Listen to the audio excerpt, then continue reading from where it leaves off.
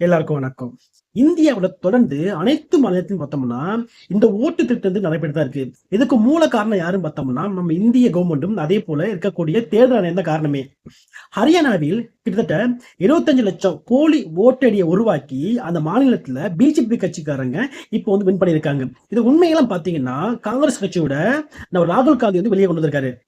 ஹரியானாவில் 25,00,000 போலி ஓட்டடிகளை உருவாக்கி, அங்க இருக்கக்கூடிய தேர்தல் ஆணையமும், அதே போல பிஜேபி கட்சிக்காரங்களும் பார்த்தீங்கன்னா வந்து வின் பண்ணியிருக்காங்க. ஒரு முகவரியில பார்த்தோம்னா 501 வாக்குகள் வந்து பதிவாயிருக்கு. அதே போல ஒரு பேர் கொண்ட ஒரு ஆளு மேல பார்த்தீங்கன்னா, பல வாக்காளர்களை வந்து உருவாக்கியிருக்காங்க. வாக்காளர் உருவாக்கி இப்படி ஓட்டு போட்டு தான் வந்து ஹரியானாவில வந்து ஆட்சியை பிடிச்சிருக்காங்க பிஜேபி கட்சிக்காரங்க. ஒரு தொகுதியில ஒரு பெண்ணின் புகைப்படம் 100 ஐடி கார்டுல உருவாக்கி அப்படி ஓட்டு போட்டு ஜெயிச்சிருக்காங்க. தபால் ஓட்டுக்கும் இவிஎம் மிஷினுக்கும் பார்த்தீங்கன்னா சம்பந்தம் இல்லாம நிறைய ஓட்டுகள் வந்து பதிவாயிருக்கு.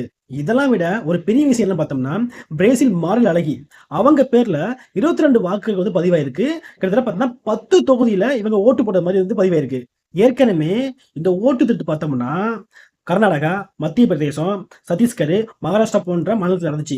இப்போ ஹரியானாவிலும் நடந்து அங்க அவங்களுக்கு எலெக்ஷன் கமிஷனுக்கு ஹெல்ப் பண்ணி பிஜேபி கட்சிக்காரங்க போலியா ஓட்டு போட்டு போலி ஐடிகளை உருவாக்கி இப்போ வந்து அங்க ஆட்சி மாற்றத்தை வந்து ஏற்படுத்தியிருக்காங்க.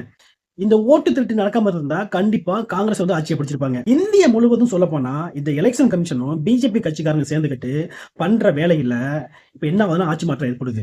நியாயமான முறையில மக்கள்கிட்ட நம்ம கேட்டு ஓட்டு வாங்கணும். போலி அட்ரஸ் உருவாக்கி, போலி ஒரு நபரை உருவாக்கி, இல்லாத வீட்டை உருவாக்கி என்ன பண்றாங்கன்னா ஐடிகளை உருவாக்கி ஓட்டு போட்டு கள்ள ஓட்டு போட்டு ஜெயிக்கிறாங்க.